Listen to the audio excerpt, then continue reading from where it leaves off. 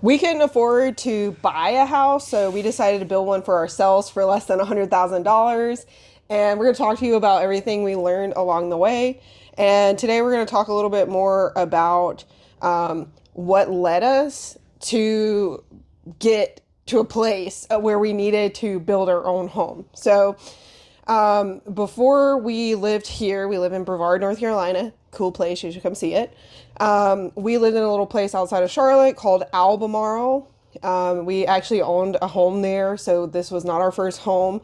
The house in Albemarle was our first home. And we want to talk to a little bit about what you should expect when you go to move from where you live now to where you want to build at. All right. So what kind of advice can we give everybody about like what kind of money that they might need to have on hand and what to like look for when they're trying to consider doing what we've done? Sure. We were lucky to have some equity built up on the home, our first home that we had, and we sold it at a good time in the market. So we were able to get a pretty large chunk of revenue or income or capital rather to just be able to find a piece of property. That's like the first step is you're going to find just a piece of dirt or a piece of woods somewhere. And it's not cheap. It's, $30,000 or more, depending on where you are and how much land you want to get. Ours here is just a little under an acre. So you have to have that capital up front and, help from family. It could be a great benefit too. So you can get money from however you can.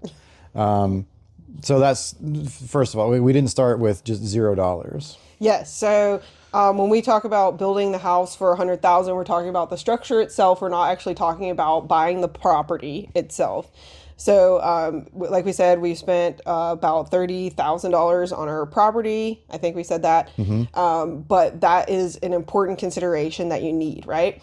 So for us, we purchased our property outright. And then over the next 3 years, right? Over the next 3 years, we built the house paycheck to paycheck.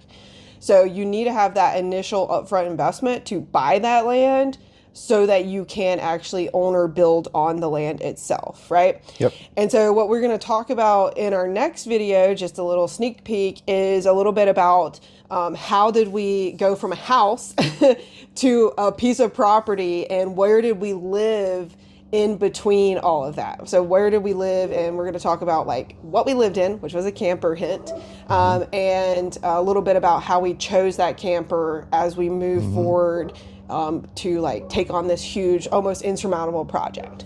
All right, so stay tuned and watch those videos. Hello again. We couldn't afford to buy a house, so we decided to build one ourselves for less than $100,000. And again, this channel is talking about tips and tricks that we learned along the way and the things that we learned the hard way. So in our last video, we talked a little bit about that upfront capital that you need in order to purchase a piece of property so that you can build.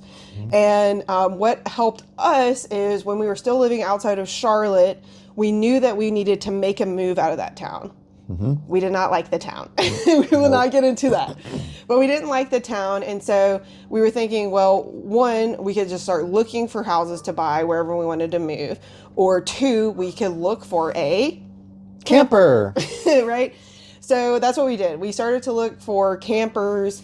And our first question was, should we buy a camper new or used? And like, what are some of the thoughts that we had when we were asking this question for ourselves? Yeah, one of the first things we probably did was just go to a camper retailer like Camping World or other places like that, and they just let you kind of walk inside and tour the different models that they have, and you can see the extreme price tags too. Some of them are like $80,000 and up.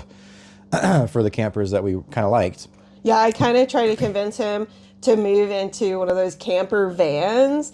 And this is funny because if you've looked at my channel, you know that we have lots of pets.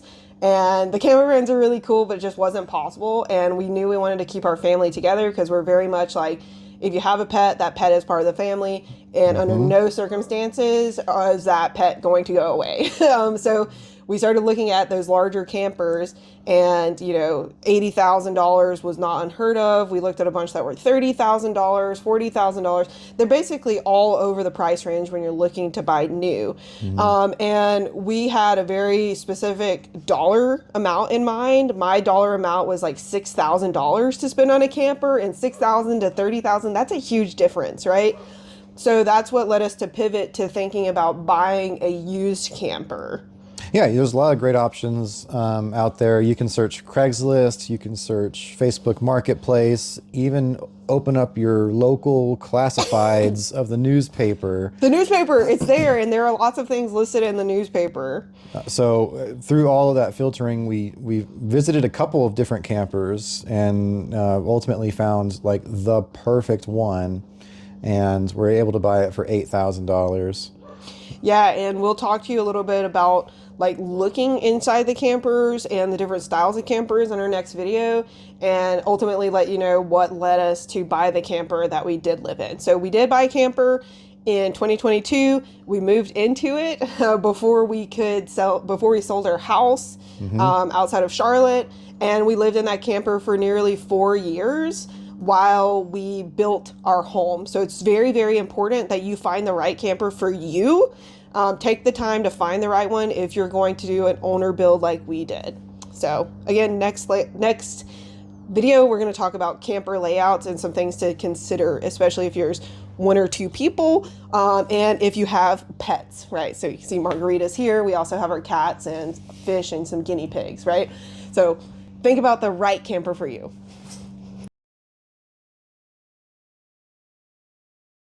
Hello again. We could not afford to buy a house, so we decided to build one for ourselves for less than $100,000. And we're talking about tips and tricks that we learned along the way, as well as those things that we learned the hard way so that you don't have to. And for this video, we're talking about different camper layouts for you to consider when if you are considering doing an owner build, because it's going to be the most cost-effective way for you to live on site or nearby that property that you buy, so you can actually get a lot of work done. So there are lots of different camper layouts. In the last video, I mentioned the camper vans. They're very cool. Very much smaller than even a tiny house, so not really feasible for having a functionable or a semi-functionable life, especially when there's two or more people and pets involved in that. So when we went out and looked, we looked at both new and used campers, and we looked at toy haulers, fifth wheels, and standard trailers. So we're going to talk a little bit about what those are. So how can we...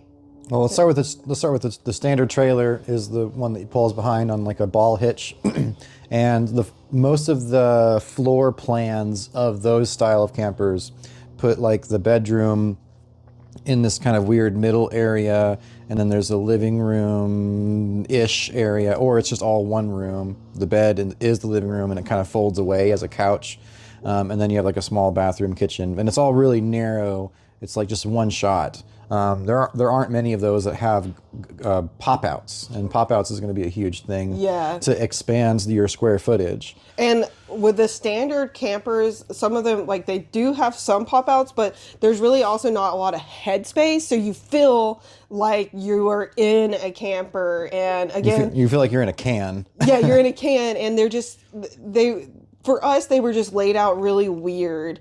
And so we decided not to go with the standard trailer because we wanted, more headspace, and we wanted a separate space, like to have a separate bedroom and bathroom space from like our main living space. So that was really important for us, because again, we have lots of pets, we have lots of things going on that just weren't vibing well with the standard trailer. So then we also looked at toy haulers. Mm-hmm. Toy haulers are like, it's a camper, but then there's an extra compartment on the back of the camper that usually just has like a fold down door for driving up like motorcycles or ATVs or some little, vehicle. And we thought we could maybe use that bonus area as a quasi living room or something, because they also have the bedroom and kitchen area in the front area. But again, we would have to do some configuring with it. It's just this open box space, and you'd have to then add to it what you want to do. And that just seemed like a extra burden that we didn't have to do. Yeah, they were kind of cool to look at. And when I was initially was like, oh, let's check out a toy hauler, I thought it would be cool because the backspace could have been like a pet space. I know we keep talking about our pets, but they're really important to us. And we had a fish, and the fish that we had was living in a 35-gallon tank at the time before we moved into the camper. And I was looking for a big space, yeah, a big space to put the fish in. But ultimately, we decided to downsize him into a smaller aquarium and put him in the camper that we did ultimately move into, which was a fifth wheel. And we could talk a little bit about fifth wheel trailers. Yeah, the difficulty with fifth wheel trailers is moving them. They are your bigger size trailers, and they have a special attaching mount that goes inside like a truck bed, which we don't have a huge truck. So Yeah, and we'll talk in the next video, I think, about how we actually moved our ginormous camper across state lines and ultimately across the entire state of North Carolina without owning a truck. And we'll talk about that and the difficulties doing that in the next video. But yeah. the best parts about the fifth wheeler that we found was that it has 3 pop outs total. 2 of them are in like the living room kitchen area, and then a third one was for the bed in the bedroom area, and they were kind of segregated spaces. And the 2 in the living room really opened up from like this little narrow 8-foot hallway to like a 12 or 14-foot wide space. And so that we had room for like a sofa, and we had room for furniture and areas for the pets to hang out. And then we also had on the back wall of the camper was the kitchen. It was just one kind of kitchen countertop with a little oven and a sink, and and I had a refrigerator and microwave area and some area for like pantry kind of stuff. So it had all the stuff that we needed. Yeah, and for us, having that kitchen across the back and not in the middle of the camper was like very, very important because we wanted that middle area to be more of a living space and an office space because he was working from home, both building this house in the camper, but also running his business from the camper itself. So having that space was really, really important. So ultimately, we did go with the fifth wheel. It was just the right for us. We went with a used fifth wheel, a 2000 Holiday Rambler. The year 2000. Made out of aluminum. Absolutely awesome. It's a tank. And it held up. It held up for us for all of that time and was not easy to live in for that long. I will not lie about it, not sugarcoat it. There's lots of difficulties going with that. So if you have any questions about living in a camper, in a cold environment and also in a hot environment, please let us know. We can answer those questions about what to expect living in a camper while you do your own build. But it's not easy, right? So ultimately we purchased that camper. We paid $8,000 for it. So a little bit over the budget that I had set in my mind, about 6, but nowhere near close to the 30,000. And it was just the perfect one. It was the perfect one. And it was about 250 square foot, which was nice. And we were able to all fit in there and live in there for nearly 4 years. So, again, taking the time to find the right camper for you is super, super important. And again, to let you know about what's happening in the next video, we're going to talk a little bit about how to move a camper once you purchase it, especially if you don't have a large truck.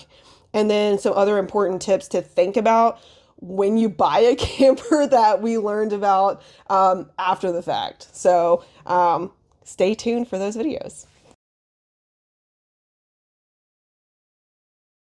Hello again. We're the couple that could not afford to buy a house in the housing market that we live in, so we decided to build one for ourselves for less than $100,000. And we're talking a little bit about everything we learned along the way, tips and tricks, and all the things that we learned the hard way. So right now we're going to talk a little bit more about the camper and moving into the camper, and specifically once we purchase the camper, without having a large truck, how did we move that camper across state lines and then ultimately to the property that we built now? So we buy this camper.